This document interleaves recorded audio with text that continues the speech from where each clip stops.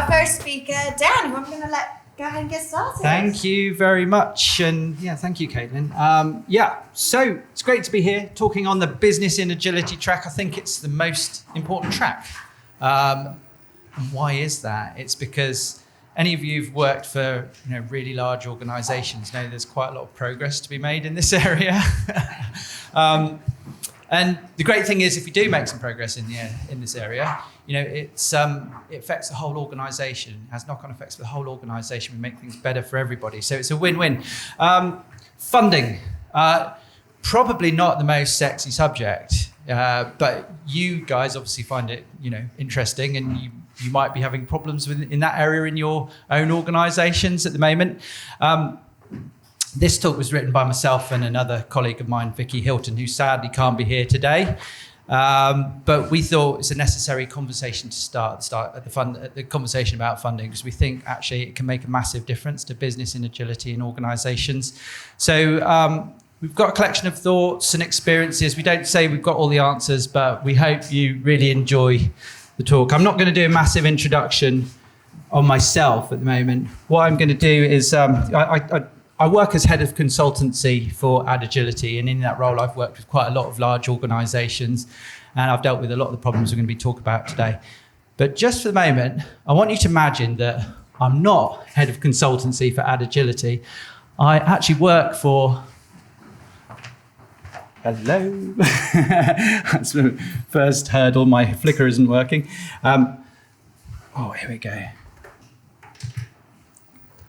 I want you to imagine I work for Legacy PLC, and Legacy PLC are a traditional organisation, and they're about to go agile, all right? Something to celebrate, so should we? Legacy PLC are about to go agile. Hooray, excellent, yeah, so we've got some enthusiasm from our agilists in the room. They're very excited that Legacy PLC are going agile. So what we're going to do is we're going to have a bit of a talk to some of the people in the organisation, and we're going to see how they're getting on their agile journey. All right, so let's go and talk to Ben. He's a portfolio manager at Legacy PLC. He's very snowed under at the moment. He's swimming in a river of bureaucracy because he's preparing the annual budget, and anybody who's helped plan an annual budget will know what a task this is and what an undertaking it is.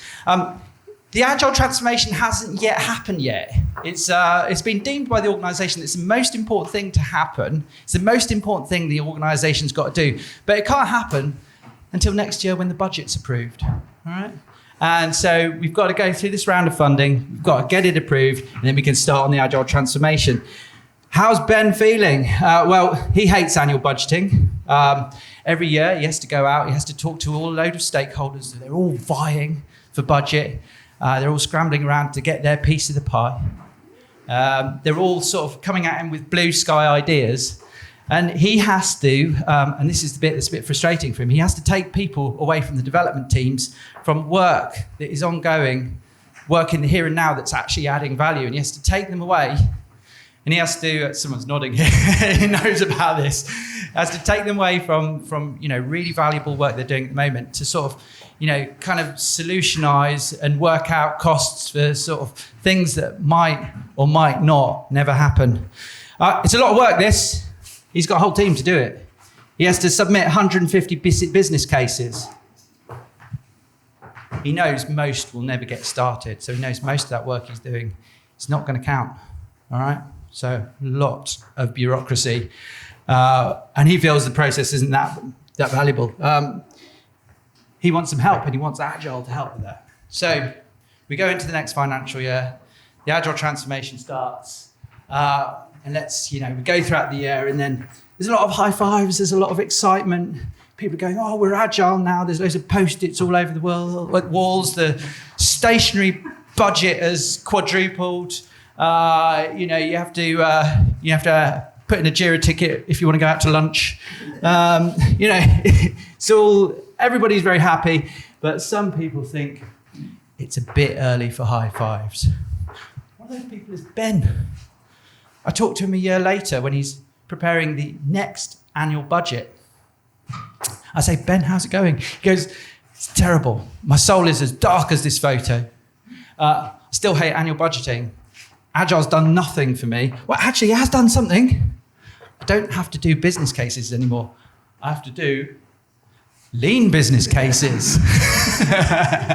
He's going, but all right, so it's great. They're a bit smaller, but that's not the bit that takes time. The bit that takes time is still those conversations with the stakeholders, yeah, and pulling the teams away from that actual vital work, to come up with sort of finger in the air estimates. And he's saying, the most frustrating thing about this is that because we've gone agile, the business thing, we can do more stuff. So I've got 170 business cases, and it was thought we can do more with less budget. So I've got less budget, and I know less is going to get started. I just know it. So he's feeling very let down. So not so great. The agile transformation hasn't been so great for Ben. Surely it's not that bad, though, right? So it's not. We talked to delivery manager Vicky.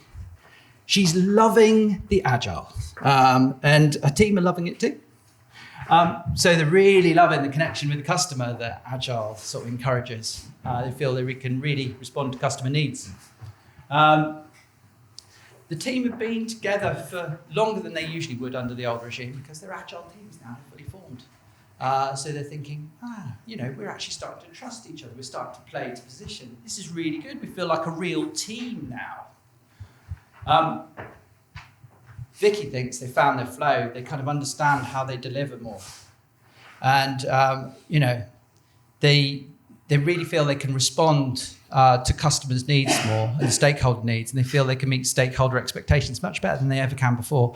They also feel that, and Vicky feels this strongly, that the team's got a kind of way to solve their own problems, through retrospectives and things like that. And that they, she feels that it's much more cohesive and that they can make improvements by themselves without having to go to Vicky all the time to get those things done. So yeah, Vicky's loving it, but go and see Vicky 3 months later. Right? Vicky, where's your team gone? It's like, it's really empty in your office. And she goes, my budget's gone and the team's gone.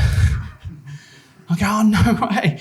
And she goes, yeah, I talked to the portfolio about it. I'm really panicking because, there's still things that our business stakeholders want. There's still things we need to do for our customers. We still need to support that system. And then the portfolio went, oh, yeah, it's okay. There's budget for a completely fresh team next year. Like, it's a good thing that you can have to start all over again and build a team from scratch. All right? And then she ran off because there was an incident come in and she's going, where's Kevin? He was my go-to guy who could solve all the problems. Right. So obviously, what Agile gave to Vicky, budgeting took away. These stories, they are sort of made up, but they're based on real life experiences. I've ran a portfolio myself, so I was Ben, and Vicky had been delivery manager whose team had been pulled from under her nose. These things have really happened, and we're trying to bring them to life in here for as a bit of an intro. And the problem is that I think you'll find a lot of large organisations, and this particularly applies to large organisations. People in startups will be watching this talk going, hey, what are you on about? But in large organisations, I think what happens is we tend to do agile change, and agile sort of, the most meaningful changes happen at the team level, right? And then agile operates in a bit of a bubble, which is constrained by sort of everything and all the layers and all the management and traditional practices that are in the rest of the organisation. And I think this is particularly the case when it comes to funding, because actually, when you look at funding, people are quite sort of conservative and safe, and they don't want to rock the apple cart. They've got a process that they follow, and they're comfortable with it. All right. People are scared because of the perceived risks, but we think there's a better way. We think we could improve things, but it's likely that you're not going to be able to improve things overnight, right? Beautiful city of Rome wasn't built in a day, all right? And your shiny new product-focused business is not going to be built in a day either. What we've got here is a sort of plea that if you're trying to make changes in this area, to adopt a bit more of an evolutionary approach rather than a revolution. And this is what this talks about. It's all about putting in better ways of doing funding, but nudging them in gently, so you take all the people in your business along on a bit of a journey with you, and you don't alienate senior stakeholders, and definitely the conservative ones like the ones in finance. All right? So how are we going to do that? Lot to get through here. This was originally sort of like quite a long talk, and it's been compressed. It's a bit helicopter level. First off, we're going to go and we're going to talk about, well, what is the case for change? Why does project-oriented funding fail? And we'll give you some reasons around that. And so if this is a problem, so where do we go to? What are the alternatives? And what are the benefits of following some alternative methods? All right, so we'll look at the new world of agile funding. Then we'll go on to give you a bit of an overview how you can start a bit of an evolutionary approach to implement something better in your own organisation. And then we'll finish at the promised land. How does it feel like to be in this new organisation where we've got more better funding approaches that support agility in a better way? All right. So here we go. Let's look at why project funding fails. Why is that project manager crying? Maybe his job. But right, so the first reason he's crying, and anybody who has been involved with an annual budgeting process will understand that it's kind of intense, laborious, and sometimes feels like a bit of a waste of time and bureaucracy for the sake of bureaucracy. You know, the problems are well documented. Anybody heard of Beata? Yeah, great. If you haven't, well worth looking at this book, which is Implementing Beyond Budgeting. Really good overview. It gives a really good overview of the problems, and he's got lots of problems, and I'm not going to go into them in much detail here, but you know, we're all agilists in the room, and I think just by looking at this, you'll understand why this is a real blocker to agility. Like, for starters, it's an annual process, right? An annual process, you know? That's just not responsive enough in today's business age, right? That annual process is usually run by senior people in the organisation. So the decisions are made high up or in the organisation, not by the people closest to the action. Yeah, they're usually made on assumptions that become outdated really quickly. And the fact that those guys are following a process, what happens is that it gives them an illusion of control that they don't really have, right? Ticking all the boxes, this is what we used to.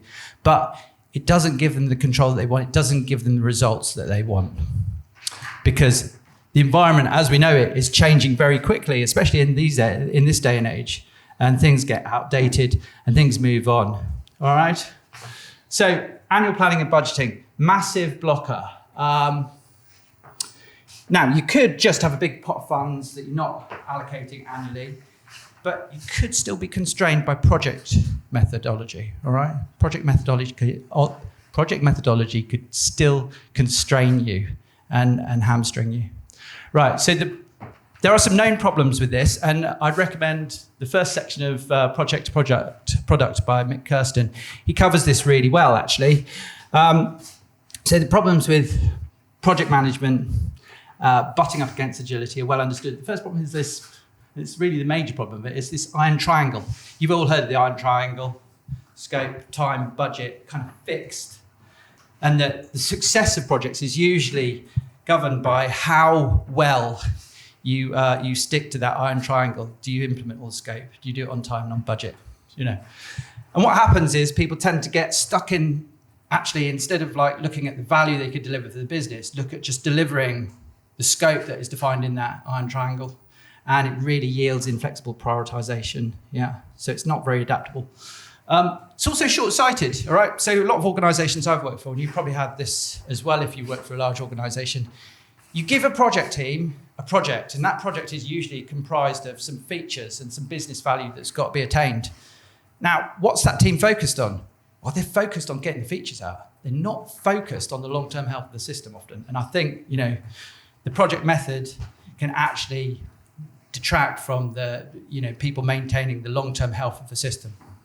So the other part of the problem is team churn and complex assignments. And I think this goes along with the short-sightedness as well. So what I tend to experience in large organizations is you get teams constantly mobilized and disbanded, particularly if you're using third-party suppliers. And actually, the expertise and the resource that really knows what they're doing on those systems, it isn't around for a long time.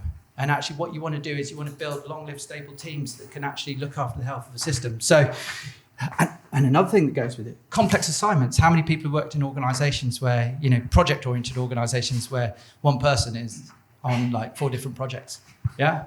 It's really hard to manage, right? Okay. So, let's have a look. Yeah, right. The other thing is this process is incredibly bureaucratic. All right? Let's do a quick show of hands. Who likes doing value-add work for their organization? I do. Most of you, right. Anybody like, bureaucratic paper pushing and cutting red tape? No. All right. There's always one. So the thing is, you're all sort of like really good professionals.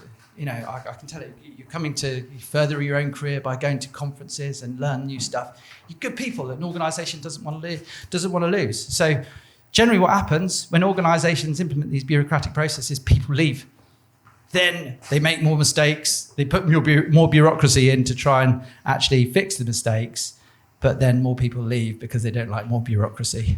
This has been tracked. It's called the bureaucratic death spiral, and it's been documented in a book called Good to Great by Jim Collins. Really good book. Compares businesses that are real high performers with businesses that are not performing as well. One of the things is that businesses that have lots of bureaucracy tend to do worse than businesses that have less bureaucracy. It's expensive too. There's a paper called the $3 Trillion Prize for Busting Bureaucracy by Gary Hamel and Michelle Zazzini.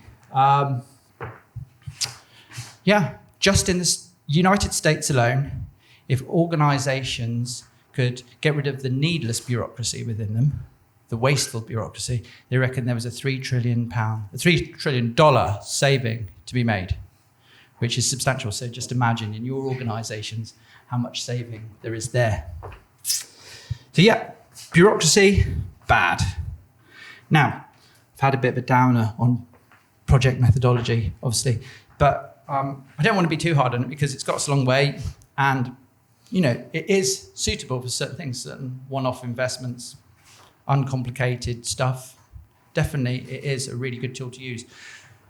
But maybe not for the stuff that is in today's businesses where we've got very rapidly changing business environment that we need to adapt to, and that's what Agile's all about. Not so suitable for that. So what are our other tools in the box? So let's do a quick tour of the new world of Agile funding. So let's go through the world of Agile funding. Right. So the simplest and probably the earliest example of Agile funding is just funding teams. Put a team together and fund it for the duration through the most important things the organisation has to do at that team. All right? Simple. Couldn't get any simpler than that. All right? This kind of evolved to funding products, and Scrum had quite a product focus, and then there was a more product focus generally in our industry. Funding products is like funding teams. What you do is you find a product, you fund the teams that are creating that product, and you also fund the materials. Usually, in our case, it's not usually like sort of plastic and metal and all that sort of stuff. It's usually kind of cloud infrastructure, right? So you fund the people, fund the materials that you need to produce that product, and you fund it for the duration, for the life cycle, all right? Okay, so that's funding products. Now, at some point, somebody with a lucrative conference speaking career ahead of them went, oh, look, most businesses don't sell software products. Hey, why don't we call the value stream a product? And so funding value streams became a thing. And this is like pretty much Mick Kirsten's book. All right, so a lot of businesses they've got confused about what their product was. So he said, well, your product is a value stream, all right? So funding value streams is saying, here's a value stream, and if you're not aware of what a value stream is, it's like a line of business, like an order to cash process. So it starts with something customer trigger. You get an order in, you go through whatever you need to do to fulfill that order. At the end of it, customer gets product, you get cash, everybody's happy, value stream complete, right? That's a value stream. So funding value streams is about funding all the people and all the things you need to make that value stream operate. All right? Anybody know about SAFE? Yeah? All right, yeah. I'm not gonna diss SAFE, but they came up with funding arts, which is an agile release train. So they took a value stream and they said, well, that's a bit easy. Let's split a value stream into a development value stream and an operational value stream. Let's call the development value stream a program. Let's also call it an agile release train. That's an art. Anybody confused? A lot of SAFE consultants were actually, but that's funding arts, and it's a sensible thing to do, but they made it quite complicated. So there's a lot of different things. There may appear to be an ocean between these, but it's not really. Anybody heard of Pangaea? Yeah.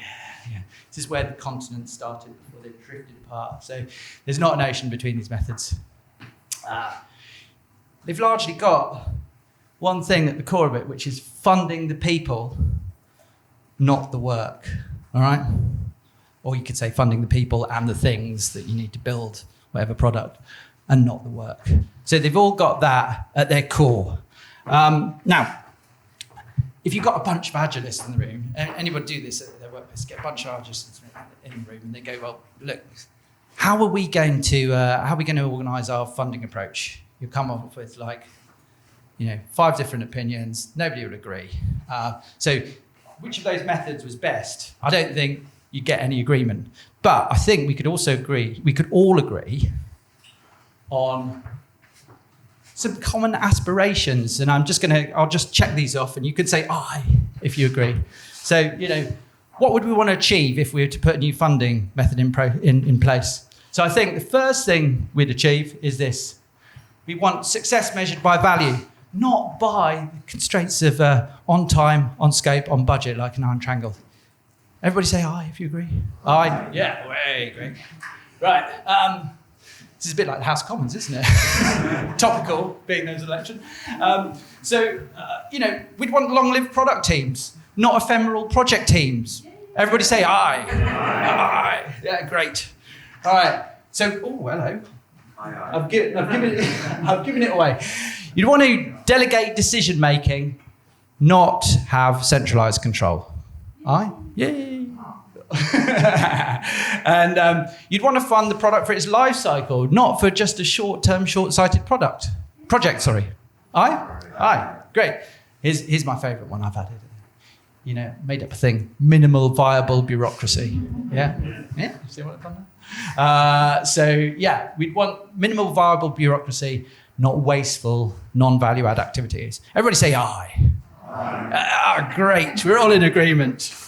And if you didn't agree, well, sorry. So we've got some aims we're aiming for from, implementing new product funding methodologies, all right? How are we going to get there? How are we going to get from annual budgeting, which was actually, I don't know whether you knew this was annual planning budgeting. It was a gift from McKinsey 100 years ago. Yeah? What a lovely present. To project management, which was, it's kind of about 50 years old, to what we've got today, which is really agile constrained. So we've got modern methodologies. We're actually being hamstrung by both those two things that went before. How do we get to something better? How do we get to something that's a bit more of an agile funding or product funding approach? And this is what we're going to cover in this section, because we're going to talk about an evolutionary way to get there by small little nudges that help to push the business in the right direction, but take people on the journey, even those more conservative stakeholders you've got, like the finance ones. Yeah. So we're going to do small little nudges that take people in the right direction. Most companies don't need a revolution. They're doing all right. So you go in there and go, I'm going to give you a product funding revolution. They'll go, we're doing all right. So you want to take them on an evolutionary journey. And this is what this is all about. So let's talk about the first nudge. not sure about the names for these, but I had to give them some funky names. First nudge, ride the project. I'm pretty much convinced that you are not going to win the fight against annual budgeting in your large organisation. You might start a conversation, but I think it'll be there for the foreseeable future. So the first nudge uses this slow annual budgeting process to put something on top of it, which is a nice, nimble, agile team. So we use the annual funding process to actually fund teams into the work. Let's just break that down a bit more. So what would you have done in the old days? In the old days, you'd have used the annual project budget to fund well-defined work. We know that's not what we want to do. We're saying use the annual budget, the annual project budget, to fund well-defined product teams. And this works really well because this is volatile, particularly in this day and age. That work is volatile. It changes all the time with our learning, with the changing customer expectations, changing business environments and technologies. This is generally stable in most organizations. Yeah, you have some flex during the years, but there's more stability. So we're using that annual project budget to fund well-defined product teams. All right? Makes it simple, isn't it? Okay. Right. So let's give an example of this. So there was a telecoms organisation that did this. Before, what they used to do, and anybody done any project management here? Yes, great. So you're used to a work breakdown structure, right? Breakdown structure, for those of you who don't know, it's just like a massive project plan, all right? Starts off with the project, then it goes into the phases, the work packages that you're going to deliver the phase, and then that breaks down into basically task-based activities. It's basically detailing the work out, and that's what they used to submit, and they went to doing this, which is submitting a people breakdown structure. So they'd identify the value stream, they could define a number of programs that were contributing towards that value stream, usually it's just one, and then they would specify the teams that were contributing to that program, and then there's a kind of a bit of a split for finance here between the budget of CapEx and OpEx for those teams, all right? And there's also material costs in there as well. So they simplified it. So they made a bit of an agile finance initiative, and then they simplified the funding. This is a lot simpler than that. This is deceptive. This is usually a huge Microsoft project plan.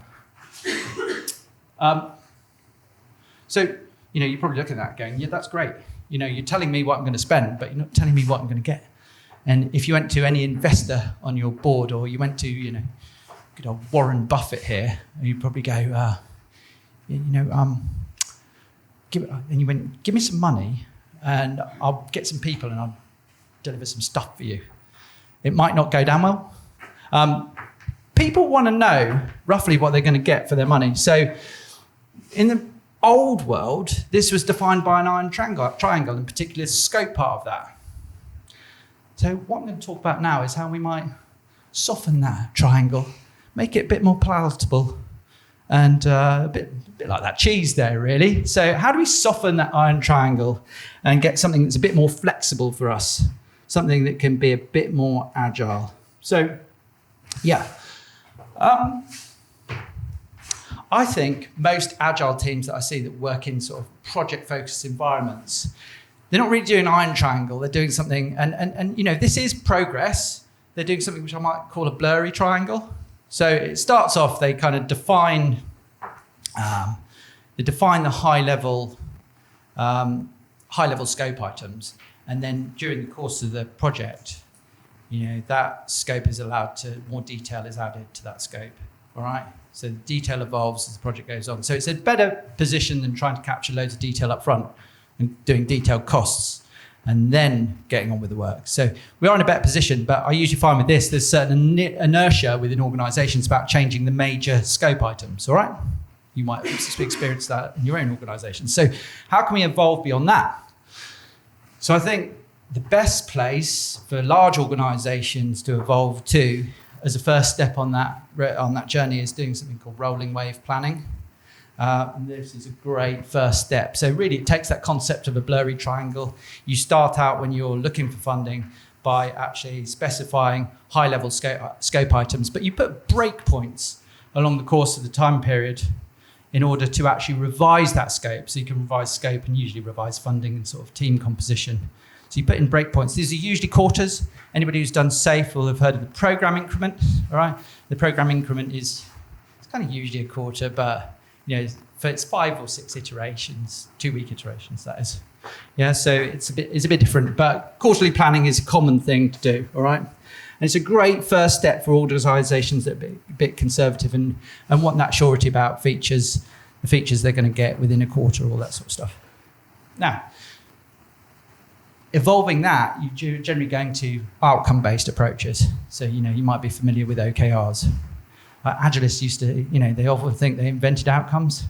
They didn't really. So, I've been doing project management for many, many years, and we always had business cases, which were outcomes. But I think the difference is with those, the business case used to be a bit of an afterthought. So we want to do this thing, let's write a business case. Nowadays, I think it's really good in that it's just like, well, this is the business case. We want this outcome. Now, what things are you going to do to get there? And this is about giving the trust to the teams to come up with those outcomes. Yeah. In all of these, there's an increasing level of trust as you go along that continuum, that you trust the teams or programs to actually come up with their own answers, and you're not kind of putting over reliance on a portfolio and senior leadership team to do it for you, right? Okay. How's this worked in examples I've seen? Well, I'll give an example from a retailer. This retailer was actually doing SAFe, and what they used to do at annual planning. These things would have been individual projects in the old days. But instead, that retailer went for having a block of funding that used to fund 11 teams. And then these would be items within that block of funding. All right, so you're not managing, instantly you've cut down the bureaucracy, you're not managing X amount of different projects. You're defining a few things that you'd like to achieve in a year, and you're putting in breakpoints, which are the quarterly planning elements, to revise those as you go along to see what's working and react to any market changes, which is particularly important in e-commerce, which this is from. The great thing with e-commerce as well is that there's a load of statistics that they use, and it's really good. So this is a sort of partial outcome-based approach as well. So what they used to do is they used to define the metrics they wanted to tweak as they went through their journey. And the great thing here is that, you can see there's a return on investment for all of these different things. Now, to be honest with you, the people who are senior people in the organisation didn't care what you did. If you went in a plan for the whole year looking at this total return on investment, as long as you came back with a sort of total return on investment in that ballpark, you're onto a winner, right? Yeah? So it gave the teams much more flexibility to chase, be opportunistic about chasing value, but still, chasing the target that was set for them. All right, great. So we talked about trust, and all of these methods. Moving towards outcome involves much more trust, giving much more trust to the teams. And what I'd recommend is if you are in this position and you're kind of coaching a bunch of teams that are working in this environment where they're trying to give more trust to the teams to, furrow their own path, plough their own furrow, I would recommend that actually what you need to do is to help them to report better and give a better account of how they're progressing towards those outcomes. And this is what this section is about. It's about involving the organisational insight. What we want you to be, we want our organisations to be like this owl, right? They're sort of navigating through a complex business world full of trees, eyes on the target in the distance, and making wise owl decisions to get there. And, there's a lot of stuff that's involved with that. Some of the general agile principles to follow, like how, being focused on working with software and teams, all that sort of stuff. But I think, for me, I want to focus on some of the stuff which is the sort of more senior leadership stuff, which is what they see, which is like the reporting. Now, this is an example, and we're just going to cover this briefly. This is a telecoms organisation again. They used to focus on, progress by plan reports. And so they'd have a project plan and go, well, we're 80% through that, we're 60% through that.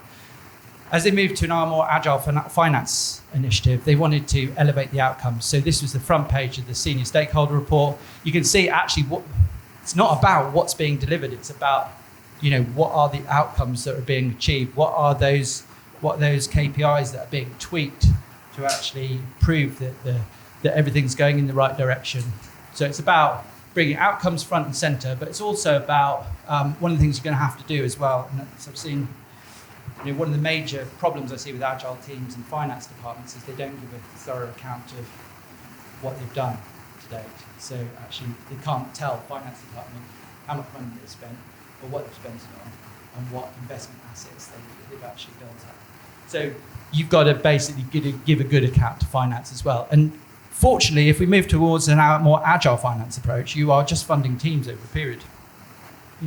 It simplifies things vastly because actually what you're doing is really you've got a set burn rate and you are just using that as a guardrail to see whether you're within that burn rate. So simplify the reporting from a financial point of view as well. So yeah, as a final thing, just make sure that, if you're moving towards an outcome-based approach, that you can actually feed back on your progress towards those outcomes. It's really important. You need to close the loop on it. So there are more nudges, but that is a few that I just wanted to talk about there. What I want to do now, and how much time have we got left? Got 10 minutes, great. Well, a little bit less than that. A little bit less than 10 minutes. 9 minutes, right, okay. So yeah, I've got a few problems here, but we'll just deal with one. And I just want to deal with this one at the moment, which is, this is the key problem when you're going to a more product-oriented approach. And this is really the one I want to cover. First hurdle is, and this happened when I worked with Reach PLC, who owned London newspapers, and they wanted to move to a more product operating model in their IT. They were like, oh, what are our products? Most organisations, large enterprises, then the ones that don't sell software products, they're like looking at an architecture like this, right? There's often, last time I looked, average of 650 enterprise systems. They're in a bowl of spaghetti. Some of those things are really simple SaaS services. Some of those blocks are actually really complicated ERPs, right? And which actually serve many different value streams as well. So it's like a really complicated picture. How do you identify the products in that? Oh, yes, let's look at the Scrum guide. Product is a vehicle to deliver value. It has a clear boundary. Right. Yeah. No, it doesn't. Stop right there. Trying to identify clear boundaries in amongst that lot is really, really hard. It's a no-go. So what did we do at Reach PLC? What concepts did we come up? We need to unlock this. So what we did, and I don't mind what you call it, but we called it a product group there. What we wanted to do was actually kind of sort of decompose, the systems that people were looking after and all the applications and products, whatever you want to call them. And we wanted to principally define long-lasting, stable teams around supporting that environment. So we thought, right, to do that, we've got to find some common customers and users for each of those product groups. We've got to find a common set of internal stakeholders. We've got to find common capabilities that are being maintained or built. We need a common set of objectives for those teams. And then we need to say for those teams, which are the products or the applications, the services or the infrastructure that you look after. Yeah. So it wasn't just one thing, generally. It was several things. And this has the advantage that you get that dedicated team ownership. You get that accountability. Also has the advantage, you'll know that if ever you try to organise a portfolio of work and try to sort of merge the sort of service aspects with the build aspects, that some of those systems, if you're trying to just have a small team dedicated to one product, it doesn't really work, because some of those products you'll be building them furiously. They'll need a load of people on them. Some of them are just in maintenance mode. You won't need much operational stuff going on in them. So actually this sort of tries to counter that. You won't get it right first time either. You have to kind of draw your lines and then work out how it goes and see how it functions. But it's a solution. Right, so that's the one problem I wanted to deal with there. There are other problems, well, loads of other problems, but we haven't got much time here. So I want to get to the end here and talk about what it looks like when we get to the end. I'm going to do a bit of a recap first, though. So,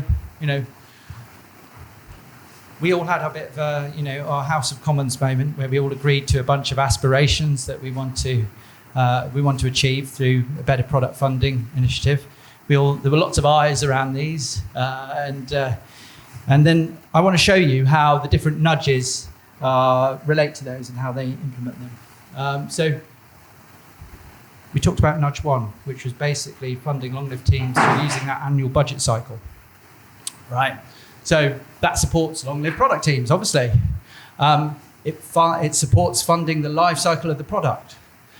It's also, we talked about how it's less bureaucratic. You saw that example from the retailer where, initially what was 10 different projects now got bundled into one lump of funding. So it's simplified it. It's great. We talked about nudge 2, where we're softening the triangle. We're sort of like moving towards kind of more outcome-based approach. And even if we're not doing that, we're just more looking at more regular review of where we're going. That is definitely encouraging more success by value. It's not measuring yet, but it's setting up what you're going to measure. It definitely helps with delegated decision making. So you're not really leaving it to portfolio and senior stakeholders to sort of, agree on a detailed set of requirements. You are letting the teams have more agency there to actually plough their own furrow, but to actually achieve the outcomes that senior stakeholders want to see. All right. It's also less bureaucracy as well. We saw how in that finance example, the reporting had changed. It became less intense and bureaucratic. It wasn't, looking at progress over a detailed project plan. It was much more simpler than that. And the finance aspects of it simplified as well. Then we closed the loop on measuring success by value when we involved insight, all right? So we improved our reporting so that we were actually showing people how we were achieving those outcomes. We also had less bureaucracy in that as well. So all of these support, I think all of them are less bureaucratic, right? So we've seen the advantages for the organisation. What about the people working there? So everybody who said Dan Pink? Yeah, great. So what was his 3 motivators for knowledge workers?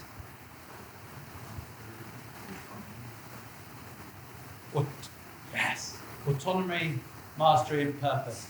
So I think actually, it seems like it wouldn't be a significant change for the people working there, but I think these are significant changes for people who are working in organisations. I think for starters, the kind of knock-on changes they encourage, like giving more agency over about solutions, I think, it gives individuals and teams, way more autonomy and ability to make decisions. I think it gives teams mastery. I think it gives them the time to be in their product domain for longer. I think it gets times to master the relationships in those areas. I think it gives teams a chance to master the technology and ways of working better because you're keeping it a bit stable. I think also the sort of focus on outcomes and really kind of the purpose of what people are doing on the different products they're building actually gives purpose to individuals as well. So I think it really kind of does tick some boxes in making the workplace a better place for people. All right? But yeah, it's not going to be easy to get there. Love that quote. So, anybody who's been involved with change work will know how hard it is and how much work there is to do. There's going to be an awful lot of work to do to unpick, sort of things that are suboptimal that people have implemented from the past, yeah. But what I'd like you to do also, if you're going to engage in this work and implement new things for organisations in this area, just check yourself. I can think of early days where I think I might have just added to the work by layering Agile things on top of things that were already there. I think, it's a really good idea to sort of check what you're doing and make sure you're not sort of increasing the bureaucracy for organisations. You want to kind of keep that sort of thing in mind of minimal viable bureaucracy when you're doing this. But, have a go. And I hope, I've encouraged you at the sort of advantages towards making changes in this area. I hope I've given you some ideas that you can have a go in your organisations and things that you can do so you can start your own evolution. All right, thank you.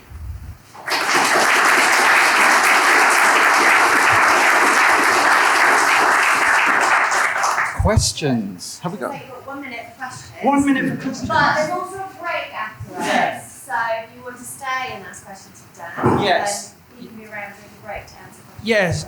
So we can have a quick question, but here's my LinkedIn if you want to ask a question on LinkedIn, but I'll be around for a day and a bit, so you can just get a hold of me if you've got questions and want to talk about stuff. Brilliant. Yeah, is there a question first off? Yes. Thanks very much. Loads of that resonates with the organisation. Just wondered if you had any advice for someone who might be in a product management position, who's now being given the budget and the autonomy, about making the commitments that finance wants, so making the promises on the outcomes, because that could be a sort of scary step. Yeah, so what do you mean? Is that the promise on the sort of return on the business? Yes.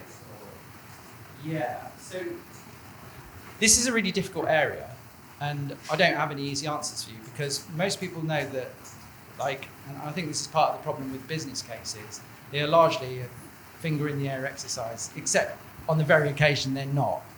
And I think it's about evolving the attitude of finance departments, because, we're living in uncertain environments. You can't go and say, yeah, this is definitely going to make £200 million, right? And a finance department shouldn't expect you to do that, right? These things are, and I think the best way you can evolve that relationship is that you can take an experimental approach.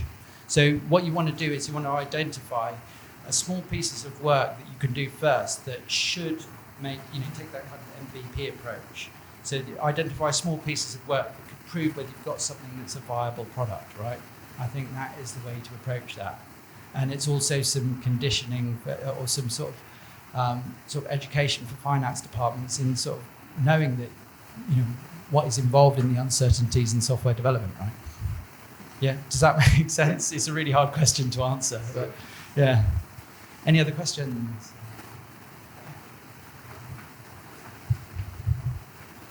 Focusing on that value piece there, that was B2C scenario, which I find a bit easier than B2B scenario. But the piece I'm most interested in is the leading versus trailing indicators. So the typical indicator, I want more money, but I will get money when the product is fully featured, or I can do marketing campaign. This takes time to sell it, to install it, and so on. But the team works on a different schedule. It works like weekly or quarterly. It will take 2 quarters to get to the big chunk of the customers, and get early customers. Any thoughts on the leading versus kind of trailing indicators and how you kind of close that gap? Yeah. So this is a really good point, and it sort of kind of connects with that question actually, because actually, sometimes you don't see the kind of financial payback from these. So we're talking about trailing, just in case any of you are unaware. The trailing indicators are generally the things that sort of, you look at main accounting measures, and sometimes the payback is a long time to realise, right? So you look at Facebook or something, wasn't making any money for ages, but how did people know that it was a goer? Well, they knew it through basically leading indicators like site stickiness and the kind of virality of it, right? I think there's a leap of, your leading indicators, do you know they're going to map to trailing indicators? So this is a really complex area, and it's very difficult. I don't have all the answers, but what you want to do is in your reporting, you want to gauge it basically if you're setting up your reporting, you want to agree what those leading indicators are with everybody involved, senior stakeholders, finance people. So some of that reporting you saw about e-commerce metrics. They are sort of leading indicators, really. So site visits, all that sort of stuff, leading indicators, and the kind of return on investment is, the thing at the end, the traditional. So I'd say get agreement about what those metrics are that you want to push first of all, and then your reporting is based on how you are pushing those. That would be my advice there. All right. Any more? Okay. All right. Well, thank you.